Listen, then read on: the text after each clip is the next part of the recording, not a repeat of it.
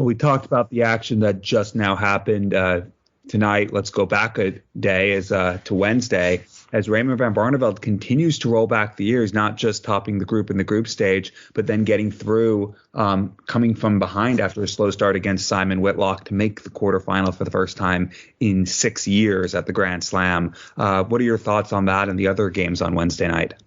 Well, Wednesday night, that is my league dart, so I did miss watching Wednesday's games live, but I did catch the replay of them earlier today, and that Raymond van Barneveld Simon Whitlock game, I put a tweet up as well after watching it. It was just a joy to watch, and I did say it's got to be in the hat for match of the year, but probably been usurped already by that Josh Rock Michael van Gerwen game already. And yeah, that is the sign of a good tournament, I guess, a bit like the World Championships last year, when after each day we were getting games that were better in the games the previous day. But yeah, you go back to the first few years of the Grand Slam, 2007, only two players from that lineup are in the field. 15 years on, Michael van Gerwen and Raymond van Barneveld, and then the next year, 2008, those two plus Simon Whitlock, and two of them both in their 50s, battling out and serving up a really enjoyable, high quality game over those 18 legs. And again, it's a game that could have gone all the way to that 19th leg, but Barney stepping in, taking out the 81 on the ball, and a clutch finish. And really, that's what he's been doing the whole tournament. Okay, the first game, there was a lot of missed doubles. Him and Dave Chisnell both averaged in the low 90s, but won that game. The next game, the very next day against Gerwin Price, who averaged 105. Barney 3-1 down, 4-3 down, comes back and wins that one, gets one dart at a double and takes it to get that win. And the third game was a bit of a dead rubber. Barney was already through, but puts in that 97 average, a 5-0 win against Ted Evans. And yeah, the way he closed out the game against Simon Whitlock, the 12 darter on the ball, Simon Whitlock had just missed double five for, I think it was a 130 to take it all the way. And it has been 10 years since Barney won the Grand Slam, and that was a first TV title in the PDC for about 5 years. And considering he's took a year out, retired, and this is his second year back, and he had some success last year getting that title on the floor. And I think we said about it last week or the week before, we've not really spoken about Raymond van Barneveld this year, but we'll come on to our picks later to see if we can keep this run going. But I think we've seen enough this week to say that his performances on the big stage, he can extend his career at the professional level for maybe a lot longer than he thought a few years ago. And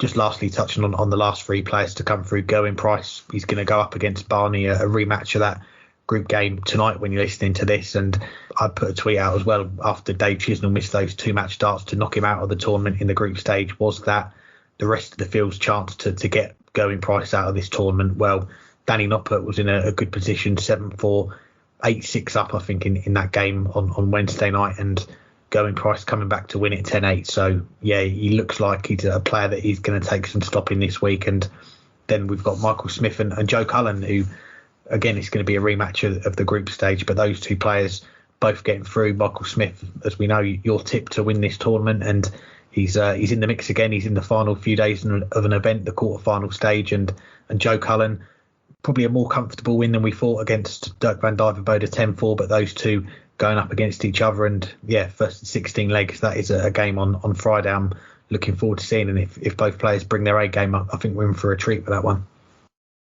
Well, I hope for your sake that Costompe is not listening to this week's episode, because he's going to be aghast that you forgot that Barney won a televised title in 2010, just 2 years before that at the World Cup alongside your favorite player. But I'll let that slide.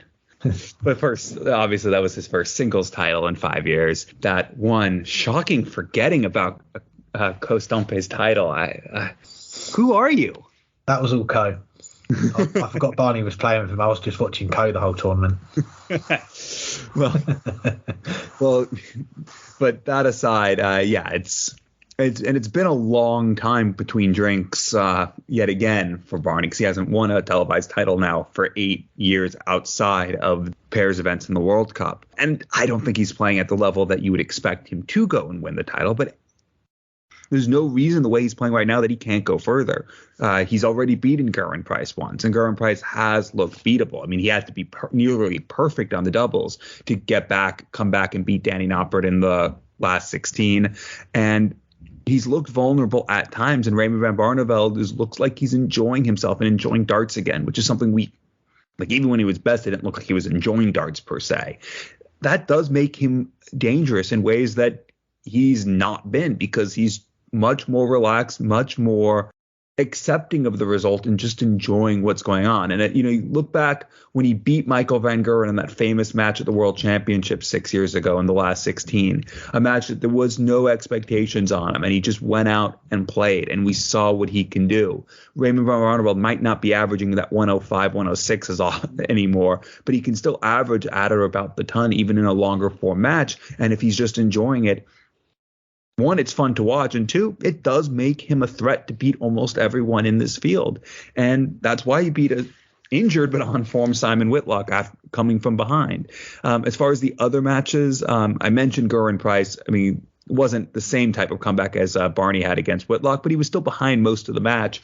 And 8 out of 11 on the doubles, 10 out of 13 on the doubles in that match for Gezi, solidifying his spot as the world number one, keeping his undefeated record in this venue over the last 4 years, because the 1 year he lost was the year it wasn't played in Wolverhampton. That sets up a juicy quarterfinal. We'll come on to our picks later. Michael Smith, as you mentioned, still in with every chance to win that first major. I'm still sticking with him. So, okay, I gave away one of my tips, but beat Rob Cross in a match that was nervy at times, but Michael Smith always looked the better player, and in the end he was. And Joe Cullen Dirk van Dijvenbode didn't show up. A rare time over the past 12 months where Dirk van Dijvenbode did not play anywhere near his best game. I'm not worried for him. It was just one of those days, it seemed. He still seems every bit the player who's on the cusp of winning that first major and knows that he is and will get there. It just wasn't his day. And for Joe Cullen, he's now into the quarterfinals. Might not be playing at his best, but again, it's such a change from the Joe Cullen of just a couple years ago when he didn't have a B game and often didn't have a C game. He has a B game now. He has a C game, and he knows how to win with it.